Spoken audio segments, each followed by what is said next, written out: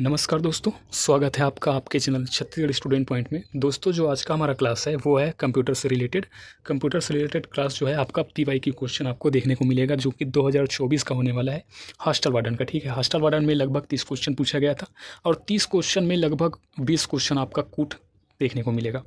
तो कूट से रिलेटेड क्वेश्चन कैसे टाइप से बनाता है व्यापम और कूट को कैसे जल्दी सॉल्व करें, इस पर आज हम बात करेंगे और अच्छे टेक्निक को अपनाएंगे ताकि आपका जो है कूट से रिलेटेड क्वेश्चन को सॉल्व करने का जो तरीका है वो और इम्प्रूव हो जाए। ठीक है, तो चलिए फिर स्टार्ट करते हैं क्लास को और देखते हैं क्वेश्चन, और क्वेश्चन के साथ हम उस टेक्निक को यूज़ करेंगे। तो आज का जो हमारा पहला क्वेश्चन है, स्टैटिक रैम और डायनेमिक रैम के संबंध में निम्नलिखित कथनों पर विचार करें। ठीक है, तो यहाँ पर आपको दो सेक्शन देखने को मिल रहा होगा। पहला है आपका कथन होगा और दूसरा होगा आपका ऑप्शंस। ठीक है, तो यहाँ पर आपको कथन दिख रहा होगा और यहाँ पर उसके ऑप्शंस दिख रहे होंगे। तो इस कथन को आपको पढ़ना होता है और उस कथन को पढ़ने के बाद आपको ये पता लगाना होता है कि ये सही है या गलत, मतलब ये कथन जो है सही है या गलत है, इसको पढ़ के आपको जानना होता है। उसके बाद ये ऑप्शन से आपको खेलना होता है। तो सबसे पहले हम सॉल्व करेंगे पहला ऑप्शंस। ठीक है, फिर देखेंगे कैसे टाइप से बनता है इसका क्वेश्चंस। ठीक, तो ऑप्शन है आपके पास, कथन पहले पढ़ेंगे। कथन पढ़ते हैं, स्टैटिक रैम डायनेमिक रैम की तुलना में धीमी होती है, क्या यह बात सही है? इसका कहने का मतलब यही है कि क्या यह बात सही है। आपने देखा होगा कि रीजनिंग के क्लास में अक्सर इस टाइप के प्रश्न आपको देखने को मिलता है। तो समझ लीजिए ये रीजनिंग का ही क्लास है, इतना हार्ड नहीं होता कूट, जितना लोग हवा बना के रखे हैं कि कूट से रिलेटेड क्वेश्चन आपको बहुत हार्ड देखने को मिलता है। हार्ड नहीं होता भाई, यदि आप पॉइंट आपको याद है तो कूट का क्वेश्चन से सरल मैं कहता हूँ आपको वन लाइनर क्वेश्चन देखने को नहीं मिलेगा।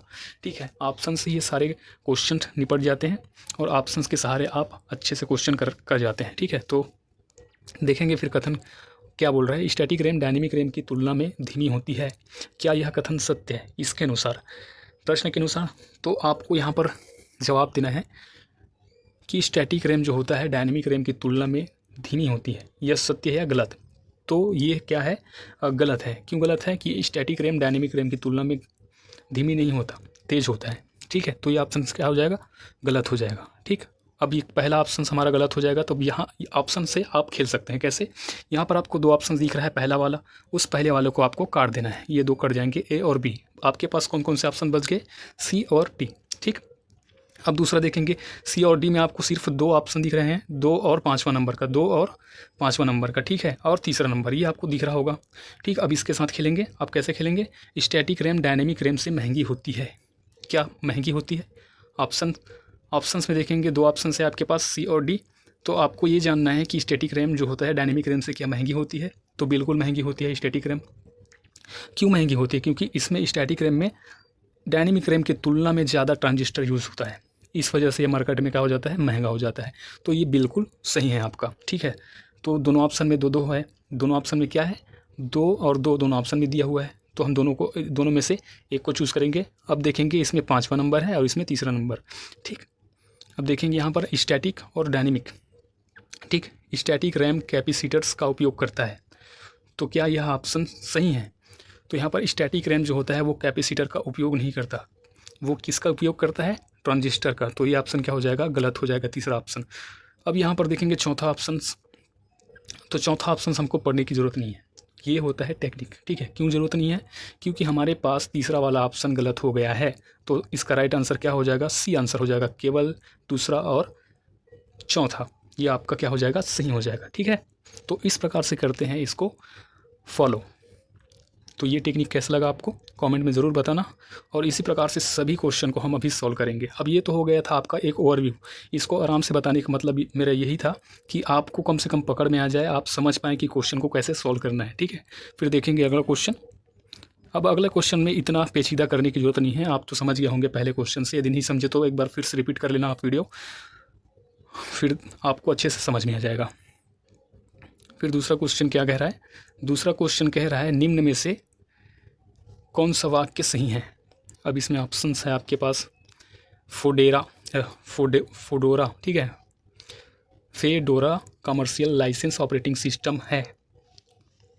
ऑप्शन है आपके पास MS एक्सेल सिस्टम सॉफ्टवेयर है, ऑपरेटिंग सिस्टम वह प्रोग्राम है जो कंप्यूटर उपयोगकर्ता और कंप्यूटर के हार्डवेयर के बीच मध्यस्थता का काम करता है, या उपरोक्त सभी। तो इसका राइट आंसर जो हो जाएगा वो हो जाएगा सी ऑप्शन। कौन सा ऑप्शन राइट आंसर हो जाएगा? सी ऑप्शन इसका राइट आंसर हो जाएगा। फोडेरा एक कॉमर्शियल ऑपरेटिंग सिस्टम नहीं है। फोडेरा क्या है भाई? आपका नॉन कॉमर्शियल, ठीक है। क्या है आपका? Free open source operating system है फोडोरा, ये आपको याद रखना है। और MS एक्सेल सिस्टम सॉफ्टवेयर नहीं है, MS एक्सेल एक एप्लीकेशन सॉफ्टवेयर है, इसलिए यह गलत हो जाता है। और इसमें आपका ऑपरेटिंग सिस्टम वह प्रोग्राम है जो कंप्यूटर और कंप्यूटर के हार्डवेयर के बीच मध्यस्थता का काम करता है। बिल्कुल सही बात है, क्योंकि ऑपरेटिंग सिस्टम से ही क्या करते हैं हम लोग, जब इनपुट टाइपिंग कीबोर्ड से टाइपिंग करते हैं तो ऑपरेटिंग सिस्टम ही उसको प्रोसेस करता है, फिर हमको आउटपुट प्रदान करता है। तो ये बिल्कुल सही ऑप्शन हो जाएगा, ठीक है। फिर अगले क्वेश्चन की ओर बढ़ते हैं और देखते हैं अगला क्वेश्चन क्या है।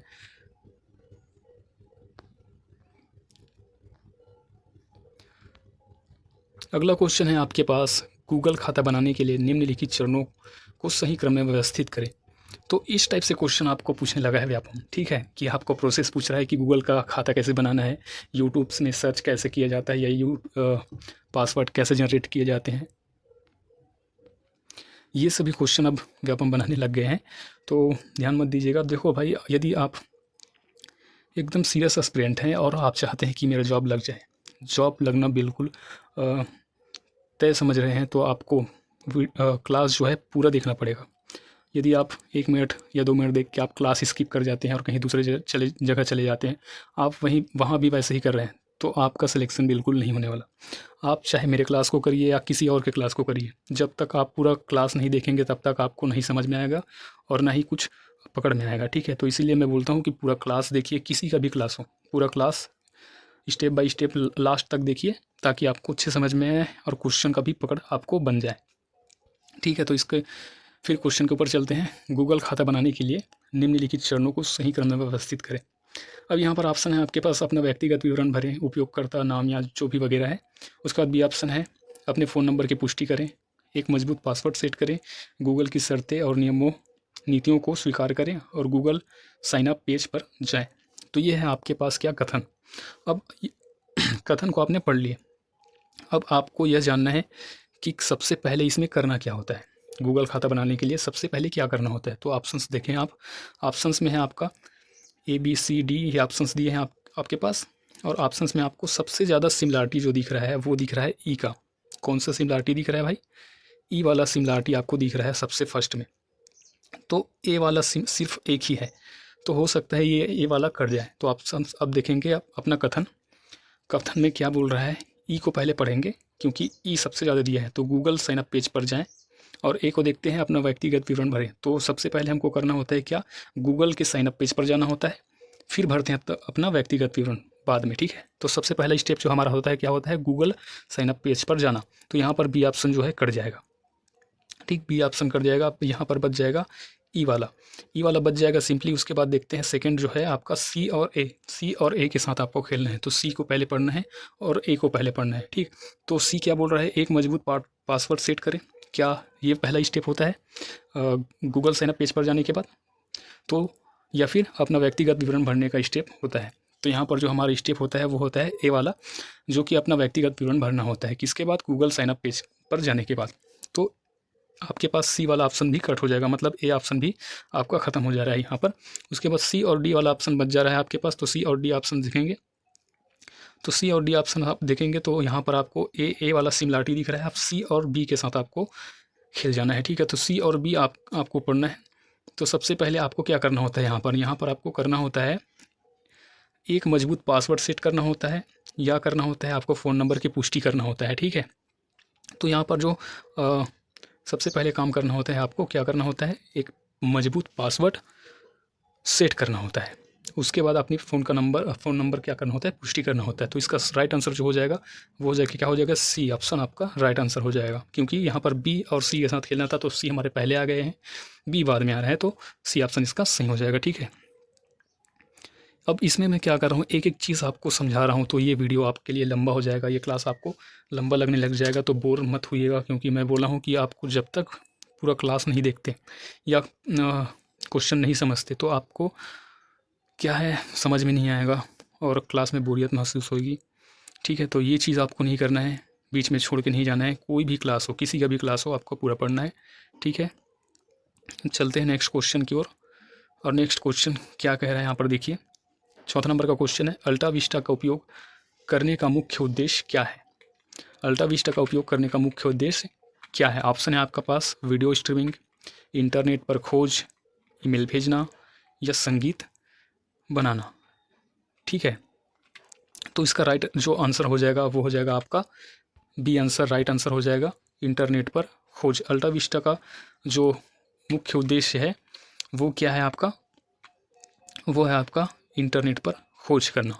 ठीक है, उसके बाद अगला क्वेश्चन देखेंगे। 5वां नंबर का क्वेश्चन है आपके पास, वर्ड डॉक्यूमेंट को पासवर्ड से प्रोटेक्ट करने के निम्न स्टेप को सही क्रम में व्यवस्थित करिए। तो यहाँ पर आपके पास ऑप्शंस नीचे दिए गए हैं। सबसे पहले कथन दिए, कथन को पढ़िए, उस हिसाब से फिर जमाइए। ठीक है, तो सबसे पहला जो काम होता है वो क्या काम होता है, आप पहले मैं पढ़ के बता देता हूँ। ये ऑप्शन है, ए कथन है आपके पास, फाइल में जाएँ, वह इन्फो सेलेक्ट करें, वर्ड में डॉक्यूमेंट को ओपन करें, एनक्रिप्ट विथ पासवर्ड सेलेक्ट करें, प्रोटेक्ट डॉक्यूमेंट सेलेक्ट करें, पासवर्ड टाइप करें, व पासवर्ड कंफर्म करें। तो इसमें से पहले प्रोसेस, जो पहला प्रोसेस है उनको देखना है। तो ऑप्शन से हम कर सकते हैं बी या डी हो सकता है इसका पहला ऑप्शंस। ठीक है, तो बी और डी को पहले देखेंगे। बी में बोला है वर्ड, बी में क्या बोला है? बी में बोला है वर्ड डॉक्यूमेंट को ओपन करें, डी में बोला है प्रोटेक्ट डॉक्यूमेंट को सेलेक्ट करें। तो सबसे पहला जो हमारा काम होता है वो क्या होता है आपका? वो होता है भाई बी, वर्ड में डॉक्यूमेंट को ओपन करना सबसे पहला हमारा काम होता है। ठीक है, उसके बाद यहाँ पर देखेंगे सी और डी यहाँ पर कट जाएगा। क्या हो जाएगा? सी और डी क्या हो जाएगा आपका? कट जाएगा। फिर आ जाएगा आपका ए वाला, तो सिमिलरिटी आपको दिख रहा है तो बी काट दो, ए काट दो। अब बचा आपका क्या? सी और डी। सी और डी यहाँ पर बच रहा है, सी और डी अलग अलग है, तो सी और डी को देखेंगे पहला क्या आ जाएगा। तो सी पढ़ते हैं पहले, उसके बाद डी पढ़ेंगे। एनक्रिप्ट विथ पासवर्ड सेलेक्ट करें या प्रोटेक्ट डॉक्यूमेंट सेलेक्ट करें। तो इसका जो पहला स्टेप हो जाएगा वो हो जाएगा आपका प्रोटेक्ट डॉक्यूमेंट को सेलेक्ट करना है, फिर उसके बाद फिर पासवर्ड सेलेक्ट करना होता है। ठीक है, तो इसका राइट आंसर जो हो जाएगा वो हो जाएगा क्या? डी पहले आ जा रहा है, तो इसका राइट आंसर हो जाएगा आपका ए। ठीक है, उसके बाद अगला क्वेश्चन देखेंगे।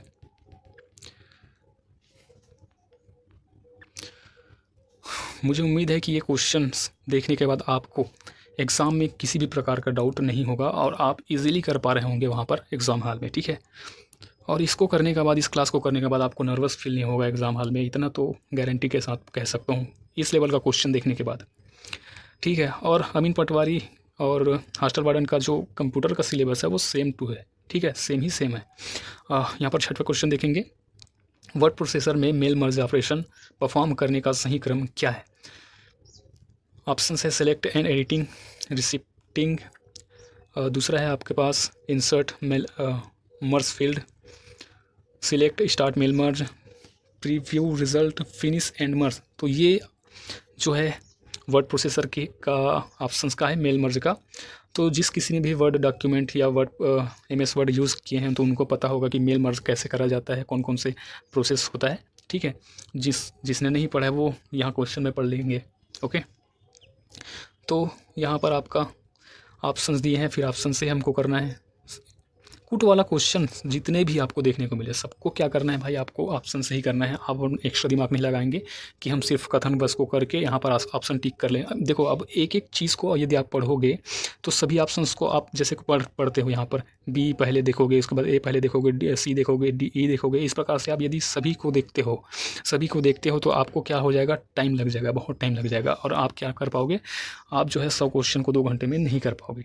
ठीक है, तो इसलिए मैं कहता हूँ कि आपको ऑप्शन से करना चाहिए। ठीक है, ये बेस्ट मेथड है। तो देखेंगे ऑप्शन, यहाँ पर आप सिमिलरिटी सी और बी दिख रहा है तो सी और बी इसमें से एक कट जाएगा। ठीक है, 6ठे नंबर का क्वेश्चन है। तो यहाँ पर आपको दिख रहा होगा सेलेक्ट एंड एडिटिंग रिसिपिंग। सबसे पहले हमको पढ़ना है सी और बी को पहले पढ़ना। सी में क्या लिखा है? सिलेक्ट स्टार्ट मेल मर्ज और यहाँ पर बी में लिखा है इंसर्ट मर्ज फील्ड। तो सबसे पहले हमारा जो काम होता है वो होता है आपका select start mail merge. Select पहले करेंगे मेल मर्ज वाले को, ऑप्शन को, उसके बाद हम स्टार्ट करते हैं, ठीक है। तो यहाँ पर बी वाला ऑप्शन कट हो जाता है, हम इसको काट देते हैं। बी वाला ऑप्शन, डी और बी यहाँ कट जाएगा, बच जाएगा सी और ए ऑप्शन यहाँ पर बच जाएगा। तो यहाँ पर देखेंगे दूसरे से ही हमारा सॉल्व हो जाएगा। ए और बी यहाँ पर अलग अलग दिख रहा है। सिमिलरिटी यदि दिखे दोनों में तो आगे बढ़ जाना है, आपको नहीं पढ़ना है, और अलग अलग दिखे तो आपको पढ़ना पड़ेगा, ठीक है। जैसे यहाँ ए और बी यहाँ पर अलग अलग दिख रहा है, तो यहाँ पर देखेंगे इसके बाद कौन सा प्रोसेस आता है, ठीक है। तो यहाँ पर पहले हम ए को पढ़ेंगे, सेलेक्ट एंड एडिटिंग रिसिपिएंट, ठीक है। उसके बाद क्या है, बी ऑप्शंस है। बी में क्या है, इंसर्ट मर्ज फील्ड। तो इसका सबसे पहला प्रोसेस जो हो जाएगा वो हो जाएगा सेलेक्ट एंड एडिटिंग रिसिपिएंट, ठीक है। तो इसका राइट आंसर जो हो जाएगा वो हो जाएगा ए ऑप्शंस। ये ऑप्शन इसका राइट आंसर हो जाएगा। फिर अगला क्वेश्चन देखेंगे। अगला क्वेश्चन है आपके सामने, निम्न में से कौन सा एंटीवायरस सॉफ्टवेयर नहीं है। निम्न में से कौन सा एंटीवायरस सॉफ्टवेयर नहीं है। तो ऑप्शंस है आपके पास West, Norton, Solaris, B defender. तो इसका राइट आंसर जो हो जाएगा वो हो जाएगा ऑप्शन सी, सोलारिस, ठीक है। सोलारिस क्या है, एंटीवायरस सॉफ्टवेयर नहीं है, ये एक ऑपरेटिंग सिस्टम है। क्या है, ऑपरेटिंग सिस्टम। और ये अवेस्ट, नॉर्टन, बी डिफेंडर, ये क्या है आपका एंटीवायरस सॉफ्टवेयर, ठीक है। एंटीवायरस का काम क्या होता है, एंटीवायरस जो होता है कंप्यूटर को मालवेयर से बचाने का काम करता है, जो प्रोटेक्ट करता है एक हिसाब से कह सकते हो, ठीक है। फिर अगला क्वेश्चन देखेंगे।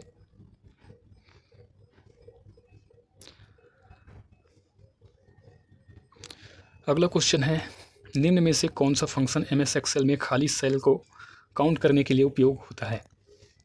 तो यहाँ पर ऑप्शन है count bracket, count A bracket, count blank bracket, count empty bracket. तो इसका राइट आंसर जो हो जाएगा वो हो जाएगा ऑप्शन सी हो जाएगा, काउंट ब्लैंक ब्रैकेट। देखो ये एम्प्टी है, काउंट ब्रैकेट है, ये सब चीज़ अलग अलग है। जैसे कि हम बात करेंगे यहाँ पर काउंट ब्रैकेट, यहाँ पर काउंट ब्रैकेट है, ये किस चीज़ का काम करता है, ये काम करता है आपका संख्यात्मक मानों का, ठीक है, नंबरिकल वैल्यूज़ का यहाँ पर काउंट वाला सेल्स काम करता है, ठीक है। उसके बाद काउंट ए वाला जो ब्रैकेट है वो क्या काम करता है, ये काम करता है गैर खाली सेल्स को काउंट करता है, जिसमें संख्या होती है, टेक्स्ट होती है और तार्किक मान, जिसे हम लॉजिकल वैल्यू कहते हैं, वो सब चीज़ शामिल होता है। और काउंट एम्प्टी की हम बात करें तो MS एक्सेल में कोई मानक फंक्शन नहीं होता है, उसको ये सेलेक्ट करता है। तो इसका राइट आंसर यहाँ पर आपको सी देखने को मिलेगा। इतना अच्छा बेहतरीन आपको एक्सप्लेन करके हर एक क्वेश्चन मैं आपको बता रहा हूँ, और हर क्लास में भी मैंने एक्सप्लेन करा है। पिछले क्लास में देखो ये मॉडरेट लेवल का है, मैंने मीडियम लेवल और इजी लेवल का भी क्लास करा रखे हैं। तो यदि आप नहीं देखें तो आप जाके वहाँ पर देख सकते हैं, मेरे चैनल पे है, डल चुका है, आप देख सकते हैं उसको, कितना मतलब कैसा टाइप से इजी क्वेश्चन है, मीडियम लेवल का क्वेश्चन है, वो भी प्रीवियस ईयर क्वेश्चन ही है। और बेहतरीन तरीके से मैं आपको ऐसे ही एक्सप्लेन करके डिटेल तरीके से आपको बताता हूँ। फिर अगला क्वेश्चन की हम बात करेंगे। अगला क्वेश्चन है, निम्नलिखित में से कौन सा मेमोरी यूनिट स्टोरेज आकार में सबसे छोटी होती है। तो यहाँ पर ऑप्शन है आपके पास random access memory, cache memory, hard disk memory, read only memory. तो इसका राइट आंसर जो हो जाएगा वो हो जाएगा कैश मेमोरी। कैश मेमोरी क्या होता है, ये होता है आपका आकार में सबसे छोटी होती है और फास्ट मेमोरी भी होती है, ठीक है। इससे पहले आपको रजिस्टर एक फास्ट मेमोरी मिल जाएगा, ये होता है आपके कंप्यूटर के साइड में लगा होता है, मतलब CPU के साइड में लगा होता है, इसलिए फास्ट मेमोरी होता है, ठीक है। और रजिस्टर डायरेक्ट CPU में सेट होता है। अब यहाँ पर अगला क्वेश्चन हम बात करेंगे। अगला क्वेश्चन है आपके पास, सर्च इंजन गूगल का मालिक कौन सी कंपनी है। सर्च इंजन गूगल का मालिक कौन सी कंपनी है। तो ऑप्शन है आपके पास माइक्रोसॉफ्ट, अमेजन, एप्पल और अल्फ़ाबेट इंक। तो इसका राइट आंसर जो हो जाएगा वो हो जाएगा आपका अल्फ़ाबेट इंक। क्या हो जाएगा, ऑप्शन डी, अल्फ़ाबेट इंक इसका राइट आंसर हो जाएगा, जो कि गूगल ने पुनर्गठन किया था कब, 2015 में। किसके साथ किया था, जिसके बाद अल्फ़ाबेट इंक इसकी मूल कंपनी हो गई थी। किसकी मूल कंपनी हो गई थी, गूगल का। कौन हो गया था, अल्फ़ाबेट इंक जो है गूगल का मूल कंपनी हो गया था। तब गूगल क्या काम करता है, गूगल अल्फ़ाबेट इंक की जो सबसे बड़ी सहायक कंपनी के रूप में काम करता है, ठीक है। फिर अगला क्वेश्चन देखेंगे। अगला क्वेश्चन अगला क्वेश्चन है आपके सामने, निम्नलिखित में से, थोड़ा छोटा कर देता हूँ ताकि आपको अच्छे से दिखाई दे। निम्नलिखित कथनों पर विचार करें, और यहाँ पर कथन और कारण का क्वेश्चन है आपके पास, तो आपको कथन और कारण दोनों को पढ़ना होता है, फिर यहाँ पर आपको आंसर टिक करना होता है, ठीक है। तो इसको भी कैसे सॉल्व करते हैं वो मैं आपको बता देता हूँ। यहाँ पर आप कथन पढ़ेंगे और कथन के बारे में आपको जानकारी होना चाहिए, तभी आप आंसर कर पाएंगे। जैसे कि अल्टा विस्टा एक सर्च इंजन है, बिल्कुल सही बात है, अल्टा विस्टा एक सर्च इंजन है जिसका उपयोग वीडियो को खोजने के लिए किया जाता है, तो ये चीज़ गलत है, ठीक है। अल्टा विस्टा एक सर्च इंजन है, यहाँ तक सही, लेकिन जिसका उपयोग वीडियो खोजने के लिए किया जाता है, तो ये ज़रूर मतलब ये प्राथमिकता नहीं है कि सिर्फ वीडियो खोजने के लिए यहाँ पर अल्टा विस्टा का उपयोग करा जाता है। इसमें टेक्स्ट, इमेजेस, ETC, अल्ट्रासेक्टा सभी चीज़ों को खोजने के लिए यहाँ पर काम किया जाता है। तो ये वाला कथन जो हो जाएगा वो हो जाएगा, क्या हो जाएगा, गलत हो जाएगा। अब कारण पढ़ते हैं। कारण जो है, अल्टा विस्टा एक पुराना सर्च इंजन है, बिल्कुल सही है, जो टेक्स्ट आधारित खोज के लिए जाना जाता है, ये बिल्कुल सही। तो यहाँ पर आपका कारण जो है बिल्कुल सही हो जाएगा। तो ऑप्शंस में आपको देखना है कि आपका कथन जो है गलत होना चाहिए और कारण जो है सही होना चाहिए। तो ऑप्शंस, ऐसा ऑप्शंस कहाँ है, तो ऐसा ऑप्शन आपको डी पर देखने को मिल रहा है। देखो, डी पर आपको देखने को मिल रहा है, ठीक है। एस गलत है, लेकिन कारण क्या है, सही है। तो इसका राइट आंसर क्या हो जाएगा, ऑप्शन डी। फिर अगले क्वेश्चन की ओर बढ़ेंगे और देखेंगे अगला क्वेश्चन। अगला क्वेश्चन है आपके पास, निम्नलिखित में से यूट्यूब के सही उपयोग कौन कौन से हैं। तो यहाँ पर ऑप्शन है आपके पास, वीडियो स्ट्रीमिंग, व्यक्तिगत वीडियो अपलोड करना, लाइव प्रसारण देखना, ईमेल भेजना। तो यहाँ पर आपको विकल्प चुनना है और आंसर टिक करना है। तो देखिए ऑप्शन कैसे टिक करेंगे, मतलब आंसर कैसे टिक करेंगे। वीडियो स्ट्रीमिंग, क्या यूट्यूब में वीडियो स्ट्रीमिंग होता है, बिल्कुल सही होता है भाई, वीडियो स्ट्रीमिंग का काम होता है यूट्यूब। व्यक्तिगत वीडियो अपलोड कर सकते हैं, बिल्कुल सही है। लाइव प्रसारण देख सकते हैं, लाइव जैसे कोई भी क्लास हमारा लाइव चलता है तो हम लाइव देख सकते हैं वहाँ पर, या फिर न्यूज़ लाइव देख सकते हैं, कोई भी ETC हम लाइव देख सकते हैं, ठीक है। क्या ईमेल भेजने का काम यूट्यूब करता है, तो बिल्कुल गलत, यूट्यूब ईमेल भेजने का काम नहीं करता। ये एक ईमेल या याहू काम करता है, सॉरी ईमेल काम करता है, ईमेल भेजने का काम यूट्यूब नहीं करता। तो इसका राइट आंसर जो हो जाएगा ABC कौन से ऑप्शन में भाई, ABC आपका C ऑप्शन में है, तो C ऑप्शन इसका राइट आंसर हो जाएगा, ठीक है। फिर चलेंगे अगले क्वेश्चन की ओर, और अगला क्वेश्चन अपना देखेंगे। यहाँ पर इंकजेट प्रिंटर की बात हो रहा है। इंकजेट प्रिंटर की मुद्रण गति को मापने के लिए निम्नलिखित में से किसका उपयोग किया जाता है, 13 नंबर का क्वेश्चन है। तो यहाँ पर आपके पास ऑप्शन है, पैराग्राफ प्रति मिनट, लाइन प्रति मिनट, शब्द प्रति मिनट, पेज प्रति मिनट। तो इसका राइट आंसर जो हो जाएगा वो हो जाएगा आपका पेज पर मिनट, मतलब पेज प्रति मिनट, ठीक है। ये होता है आपका इंकजेट प्रिंटर का मुद्रण, मतलब छापने की गति, ठीक है, ये कह सकते हो आप। तो इसका राइट आंसर डी है, पेज प्रति मिनट। फिर अगला क्वेश्चन है आपका 14वें नंबर का क्वेश्चन, मल्टीमीडिया का मुख्य उपयोग क्या है। मल्टीमीडिया का मुख्य उपयोग क्या है, ऑप्शन है आपके पास, प्रस्तुतियाँ बनाना, केवल पाठ दस्तावेज संग्रहित करना, फ़ोन कॉल करना, स्केच बनाना।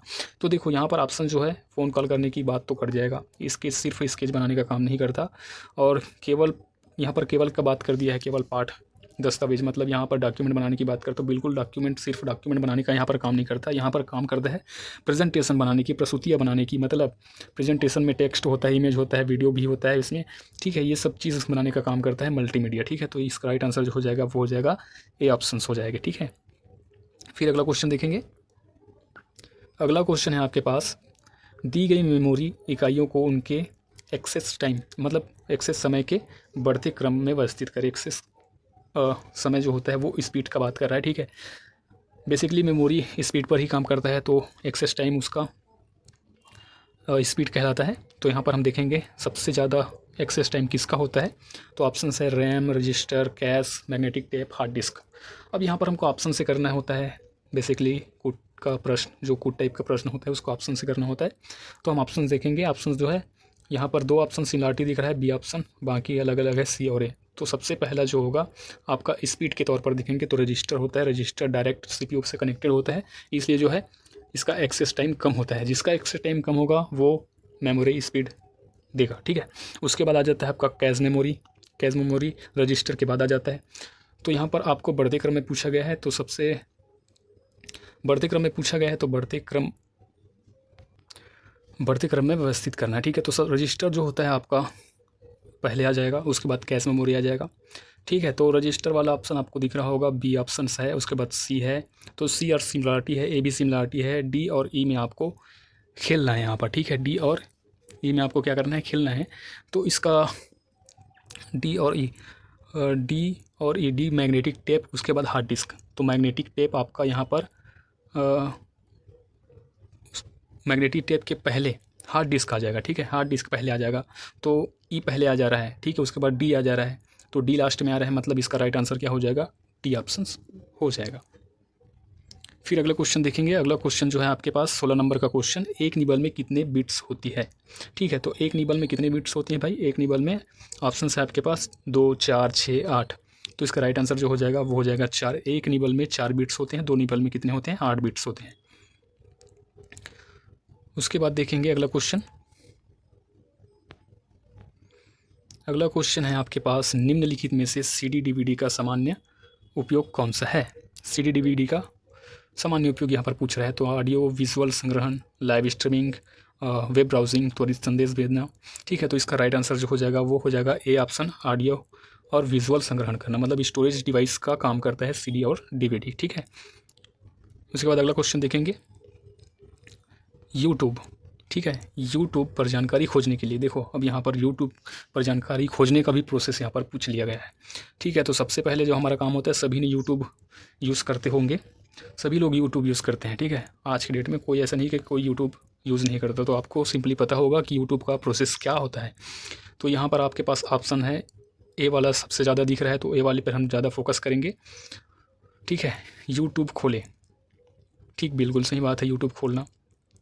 उसके बाद परिणामों के माध्यम से ब्राउज़र करें, वीडियो देखें, क्वेरी दर्ज करें, ठीक। यहाँ पर 1-2 बार में ही आंसर आपका आ जाने वाला है। कैसे, देखो ये जो दिख रहा है आपका सिमिलरिटी तो कट जाएगा, डी ऑप्शन तो होगा नहीं। उसके बाद बाकी ये तीनों जो दिख रहा है वो अलग अलग दिख रहा है आपको, ठीक है। सेकंड में आपको तीनों अलग अलग दिख रहा है, तो एक ही बार में आपका आंसर आने वाला है। तो उसके बाद देखेंगे, ए के बाद सी और ई और डी को पढ़ेंगे, ठीक है। तो बी परिणामों, ठीक, परिणामों के माध्यम से ब्राउज़र करें। उसके बाद डी और ई और सी को पढ़ना है हमको। तो सी को देखते हैं, वीडियो देखें, तो ये तो नहीं हो जाएगा, ये तो प्रोसेस बाद में होता है, ठीक। डी को देखते हैं, डी होता है खोज क्वेरी दर्ज करें, बिल्कुल खोज क्वेरी दर्ज कर सकते हैं। उसके बाद यूट्यूब में सर्च बार पर क्लिक करना है। तो सबसे पहले हमारा जो ऑप्शन होते हैं वो सर्च बार पर क्लिक करना होता है, ठीक है। उसके बाद हम क्वेरी दर्ज करते हैं, ठीक। तो इसका राइट आंसर जो हो जाएगा वो बी ऑप्शन हो जाएगा। फिर अगला क्वेश्चन देखेंगे, 19 नंबर का क्वेश्चन है आपके पास, निम्न में से कौन सा सर्च इंजन का उदाहरण है। तो ऑप्शंस हैं आपके पास, लाइकोस, बिंग, मम्मा, रेड हैट। तो इसका राइट आंसर जो हो जाएगा, सबसे पहले आप ऑप्शंस कार्ड खेलेंगे, तो ऑप्शंस में क्या हो जाएगा, आपको पता होगा कि रेड हैट एक सर्च इंजन नहीं है, ये क्या है, आपका ऑपरेटिंग सिस्टम है। बाकी जो तीनों है वो आपका सर्च इंजन है। तो पहला, दूसरा, तीसरा, ये वाला ऑप्शन आपको टिक करना है। तो ये वाला ऑप्शन कहाँ है आपका, सी ऑप्शन है। केवल 1, 2 और 3 ये सभी क्या है, आपका ऑपरेटिंग सिस्टम है। बाकी रेड हेड सर्च इंजन है, बाकी रेड हेड आपका ऑपरेटिंग सिस्टम है, ओके। फिर अगला क्वेश्चन देखेंगे। अगला क्वेश्चन है आपका, निम्नलिखित मेमोरी माप इकाइयों को उनके आकार के अवरोही क्रम में व्यवस्थित करें। देखो अब यहाँ एक कन्फ्यूज़न क्रिएट होता है एस्पिरेंट में, क्या कन्फ्यूज़न स्टूडेंट में जो होता है वो अवरोही और आरोही में कन्फ्यूज़ हो जाते हैं। तो यहाँ पर मैं आपको सिंपली बता दूँ, जो आ वाला होता है, जिसमें बड़ा आ होता है वो होता है आपका बढ़ते क्रम, और जिसमें छोटा आ वाला होता है वो होता है घटते क्रम। तो यहाँ पर घटते क्रम की बात कर रहे हैं, मतलब सबसे पहले बड़ा वाला आ जाएगा। तो बड़ा वाला आ जाएगा मतलब यहाँ पर देखेंगे nibble, bit, megabyte, kilobyte, gigahertz. तो इसमें सबसे बड़ा कौन सा है, गीगाहर्ट्ज़। गीगाहर्ट्ज़ पहले आ जाएगा, मतलब ये वाला ऑप्शन आ जाएगा। तो सी और डी यहाँ पर क्या हो जाएगा, कट जाएगा, ओके। ए और बी आपको सिंपली आ जाएगा। उसके बाद गीगाहर्ट्ज़ से पहले क्या आता है, तो यहाँ पर किलोबाइट, बीट, निबल दिए हैं, तो मेगाबाइट आ जाएगा, MB आ जाएगा, है ना। KB तो MB से पहले आता है, ओके। तो यहाँ पर आपका सी वाला मतलब ए ऑप्शन आपका बिल्कुल सही हो जाएगा, ECDAB, ओके। तो ये हो जाता है आपका कंप्लीट 20 क्वेश्चंस। और क्लास कैसा लगा हो बिल्कुल कमेंट कर दीजिएगा, और वीडियो को शेयर कर दीजिएगा। मैं आपको सब्सक्राइब और लाइक करने के लिए नहीं कहता, लेकिन वीडियो शेयर कर दीजिएगा ताकि आपके शेयर की मदद से आपके दोस्तों का भला हो जाए, ठीक है। तो मिलते हैं नेक्स्ट वीडियो में। और बाकी आपने पिछले क्लास नहीं करा है तो जाकर करिए, उससे भी आपको बहुत हेल्पफुल होने वाला है। और ये क्लास से तो आपको बहुत बेनिफिट मिलने वाला है। क्यों बेनिफिट मिलने वाला है, क्योंकि आपने एक अच्छे लेवल का कूट क्वेश्चन करा है, ठीक है।